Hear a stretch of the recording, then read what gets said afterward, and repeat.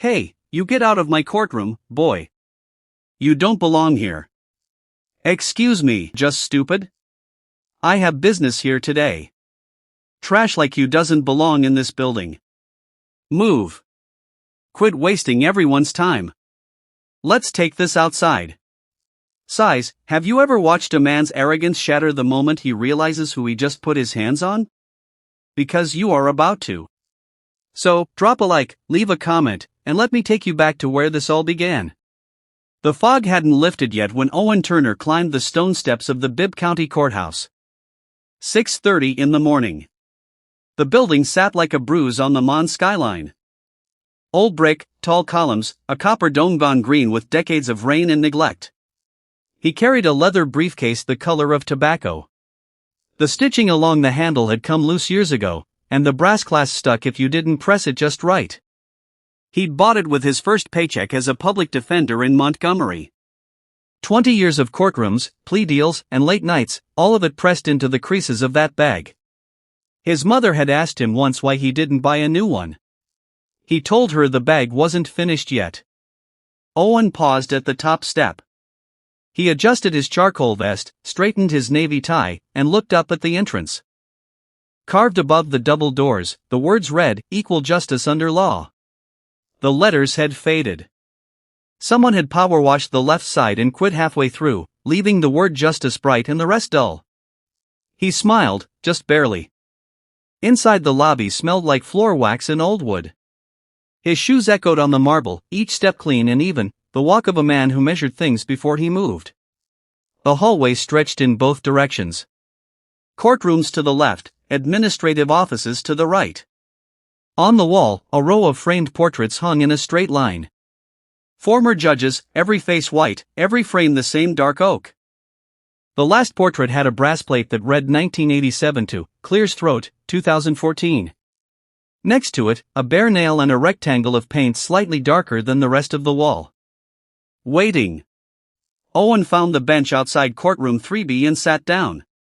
Clear's throat. He opened his briefcase, the clasp stuck as always, and pulled out the case file for Henderson vs. Whitfield and Associates. Wrongful termination. Clear's throat, 15 years of loyal service, erased by a phone call on a Tuesday morning. He turned the pages slowly, a pen tucked behind his ear, reading the way a surgeon studies a scan before the first cut. The hallway was empty. The building still held its breath. He didn't know that in 20 minutes he'd be dragged across the same floor. Garrett Walsh parked his truck crooked and didn't bother fixing it. He slammed the door hard enough to rattle the rear-view mirror and crossed the lot with his jaw clenched so tight his MERS act. 10 minutes ago, Chief Judge Herron had called him. Not to ask, to tell. The file leak from last Thursday had been traced back to Garrett's desk. Harlan hadn't raised his voice. He didn't need to. The words were enough. One more incident, Walsh, and you'll be directing traffic at the county fair. Garrett punched through the side entrance and marched down the hall. His boots hit the marble like small explosions. The brim of his hat sat low over his eyes, and the muscles in his neck were wound tight enough to snap. Every clerk who saw him coming stepped aside. They knew the look. They'd seen it before, and they knew that whoever crossed Garrett Walsh on a morning like this would pay for it. Craig Morrison was sitting on a folding chair near the lobby vending machine, sipping gas station coffee from a styrofoam cup. He saw Garrett blow past and straightened up. Craig was the kind of man who survived by reading the room. Never the smartest, never the bravest, but always on the right side of whoever held the power. He'd been a courthouse security guard for 6 years. And in those 6 years, he'd learned one rule. Stay close to Garrett. Stay safe. He watched Garrett's face and decided this was not a morning to make small talk. Garrett turned the corner toward courtroom 3B and stopped. There on the bench outside the courtroom, the bench where attorneys sometimes waited, where clerks sometimes set their bags, sat a black man. Alone, quiet, reading a case file like he owned the place. Owen Turner didn't look up. He was tracing a paragraph in the Henderson file with his pen, mouthed the words silently, the way he always did when he wanted to remember something exactly. Garrett stared. His eyes moved from Owen's face to his hands to the briefcase to the bench and back again. A black man in this hallway sitting where court staff sat on the worst morning of Garrett's career. Something hot and ugly rose in Garrett's chest.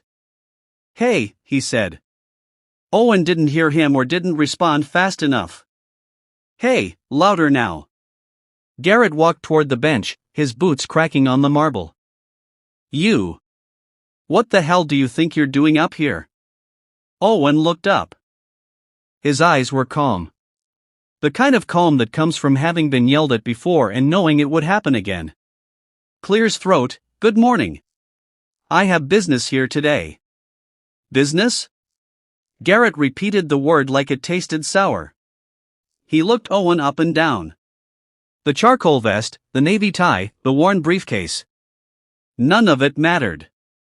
What mattered was the skin. "This floor is for court personnel and attorneys." "Which one are you?" "I'm because you don't look like either." Owen closed the case file slowly. He placed it on top of his briefcase and rested both hands on his knees. "Sir, I assure you I have every reason to be here." Garrett laughed. Not a real laugh. The kind of laugh that comes right before a man does something he can't take back. "Every reason, right?" He leaned in close enough that Owen could smell the cheap aftershave and the sourness underneath it. "Let me tell you something, friend. I've worked this courthouse for 11 years. I know every face that belongs here." "And yours?" "Yours doesn't." Diane Palmer, the court clerk, came around the corner carrying a stack of manila folders. She saw Garrett standing over Owen. She saw Owen sitting still, hands on his knees, back straight. She saw the look on Garrett's face, the red flush crawling up from his collar, the way his hand kept drifting toward his radio. She kept walking, faster than she needed to. Her heels clicked a rapid retreat down the hall, and she disappeared around the corner without looking back. Owen watched her go. Then he turned back to Garrett. "Sir, if I'll just nothing." Garrett unclipped his radio and pressed the button. Clear's throat, his voice echoed through the empty hallway. "Craig, get up here. Second floor outside 3B. I need a hand with something." Down by the vending machine, Craig Morrison set his coffee on the edge of the trash can. He'd been waiting for this. Not consciously, but the way a dog waits by the table. He adjusted his belt, checked his badge, and headed for the stairs. 2 sets of boots on marble, coming closer. Owen sat on the bench and waited. Craig Morrison appeared at the end of the hallway and walked toward Garrett with the kind of eagerness that embarrassed even him.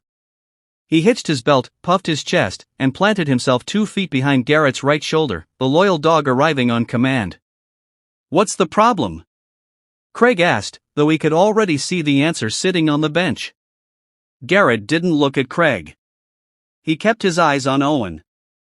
"This gentleman here thinks he has business on this floor." Craig looked at Owen, then at Garrett, then back at Owen. He made his calculation in under a second. Garrett was furious. The hallway was empty, and this was his chance to prove he belonged in Garrett's circle. He stepped forward. "Stand up," Craig said. Owen stood slowly. He rose to his full height, 6 feet 2 inches, and looked down at both of them. His briefcase hung at his side. His case file was tucked under his arm. He stood the way a man stands when he knows he's done nothing wrong and refuses to pretend otherwise. Garrett's jaw tightened. He didn't like looking up. "You got any ID?" Garrett said. "Of course." Owen reached into his jacket pocket and pulled out his wallet. He held it out open. Polite the way you show a document to someone you still believe might be reasonable. Garrett snatched it. He didn't look at it. Didn't open it, didn't flip to the ID card behind the clear plastic window. He held the wallet up between 2 fingers like it was something he'd found on the floor of a gas station bathroom, then dropped it. It hit the marble with a flat slap and slid to a stop against the baseboard. "Pick it up," Craig said. He was grinning now. The kind of grin that feeds on someone else's humiliation. "Go on, pick it up, boy." Owen looked at the wallet on the floor. He looked at Craig. He looked at Garrett. Then he bent down, picked it up, and put it back in his pocket. He didn't say a word. Now, Garrett said, stepping so close that Owen could count the pores on his nose. I'm going to say this one more time, and I'm going to use small words so you understand. This floor is not for you. You don't belong here. You never have. And if you don't walk yourself out that door in the next 10 seconds, I will put my hands on you and move you myself. Are we clear? Owen straightened his tie. Sir, I'm not leaving. The words landed like a match in a gas tank. Garrett grabbed Owen's collar with his left hand and slammed him into the hallway wall. Owen's shoulder blade hit the wood paneling hard enough to rattle the portrait frame next to his head. Judge William Crane, 1978 to 1987, whose glass-covered face shook but didn't fall. You think you can talk back to me? Garrett was breathing through his teeth now, spit on his lower lip. You think because you put on a little suit and carry a little bag, you're something? You're nothing? You hear me? Nothing. He shoved Owen sideways. Owen stumbled, caught himself on the bench, and straightened up. He adjusted his vest. His hands were steady. I'm not leaving, sir, Owen said again, quieter this time, but the same words. Garrett's face went from red to purple. He turned to Craig and jerked his head. Craig didn't hesitate. He grabbed Owen's right arm and wrenched it behind his back. Owen's shoulder twisted and his jaw clenched, the first sign of pain he'd shown. Garrett took the left arm. Tune 1. Owen tried to pull free. His shoulders strained. His feet scraped the marble, but there was no leverage. Not against two men who wanted to hurt him. Walk, Garrett said. They dragged Owen down the hallway. His shoes squealed on the polished floor. His briefcase fell first. It hit the ground and popped open, papers spilling across the marble like dropped cards. Then a button from his vest pinged off the wall and rolled into a corner. Owen's tie came loose and hung sideways. Sophie Brooks was standing near the courtroom door, a stack of files pressed against her chest. She saw it all. Two uniformed men dragging a man in a suit across the floor, his papers scattering behind him like a trail. She took one step forward. Sophie. Ted Calloway, the senior attorney beside her, caught her arm. He didn't even look up from his phone. Don't. Sophie stopped. She bit her lower lip so hard she tasted copper. She watched Owen's shoes scrape across the floor and did nothing. They reached the front entrance. Garrett kicked the door open with his boot. Craig shoved Owen through it. Owen's foot caught the top step and he pitched forward. His hands hit the stone. His knee cracked against the edge and his body came to rest on the courthouse steps like something discarded. Papers fluttered down around him. One page, the first page of the Henderson file, landed face up on the step beside his hand. The header read, Wrongful Termination, Racial Discrimination. Inside, Garrett dusted off his hands. He looked at Craig and gave a single nod. Craig nodded back, whiter than he needed to, the satisfied look of a man who just earned his place. Handled, Garrett said. They walked back inside. The lobby returned to its silence. The clerks went back to their desks. The attorneys went back to their files. The building swallowed the moment whole the way it had swallowed every moment like it before. Nobody followed Owen outside. Nobody checked if he was hurt. Nobody saw him stand up, brush off his knees, and walk slowly, steadily around the side of the building toward a door marked Private, Judicial Staff Only. Owen Turner sat on the courthouse steps and bled. Not a lot. A scrape on his left palm where the stone had bitten through the skin. A dull throb in his right knee where it had cracked against the edge. His vest was missing a button. His tie hung sideways. One page of the Henderson file was pinned under his shoe. The corner fluttering in the morning breeze. He didn't move for a long time. The fog was lifting now. Sunlight crept across the parking lot and touched the bottom step. Then the second, then the third, working its way up toward Owen the way warmth always does. Slow, indifferent. arriving only when the damage is already done. He looked at his hands, white hands, thick palms with calluses that had never fully disappeared even after 20 years behind a desk. His father's hands. James Turner, carpenter, deacon, the kind of man who could build a porch from scrap lumber and a prayer. Owen had spent his summers hauling planks and holding levels and learning that the straightest line you'd ever draw was the one you measured twice. James had died before the acceptance letter from Columbia Law arrived. Owen's mother had opened it instead, standing in the kitchen in her work uniform, and she'd read it aloud to an empty chair at the table. Owen picked up the Henderson file.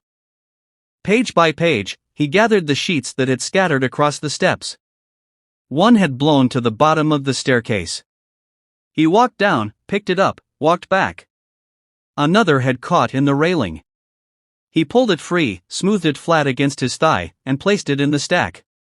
He did this the way his father had taught him to do everything, carefully, completely, without rushing. A man in a gray suit walked past on the sidewalk, glanced at Owen sitting on the steps surrounded by loose papers, and kept walking. He didn't slow down, didn't ask. People in this town had been not asking for a very long time. Inside the courthouse, the lobby had returned to normal. Phones rang, keys clicked. The building operated the way it always operated, on the assumption that what just happened was not worth stopping for. Garrett Walsh sat at his station near the courtroom door, boots crossed at the ankle, radio on his thigh. He was calmer now. The anger had drained out of him the way it always did in a rush onto someone else, leaving nothing behind but a flat, satisfied emptiness. He cracked his knuckles and checked his watch. Court was in 30 minutes. Craig Morrison stood at the vending machine feeding quarters into the slot for a second coffee. His hands were shaking. Not a lot, just enough that the first quarter missed the slot and hit the floor. He picked it up and tried again. The coffee came out too hot and he held the cup with both hands to keep them still. He told himself it was the caffeine. He knew it wasn't. Down the hall, Diane Palmer sat at her desk and stared at her computer screen. The cursor blinked on an empty email. She'd been trying to type a sentence for 4 minutes. Her fingers kept hovering over the keys and then pulling back like someone testing the edge of a stove. She'd seen it all. She'd seen Garrett grab the man's collar. She'd seen Craig twist his arm. She'd heard the shoes squeal on the marble. She'd watched 2 men drag another man across the floor she walked every day. And she turned the corner and kept walking. She told herself there was nothing she could have done. She knew that was a lie.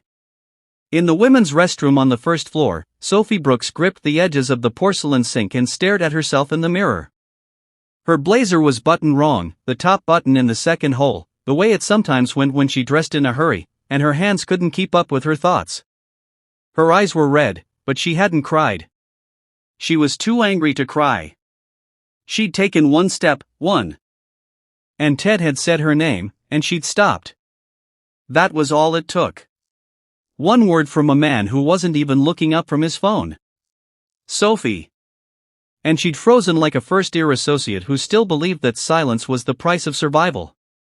She thought about the man on the bench, the press suit, the steady hands, the way he'd said sir to a man who'd grabbed him by the collar, the way he'd straightened his tie after being slammed into a wall.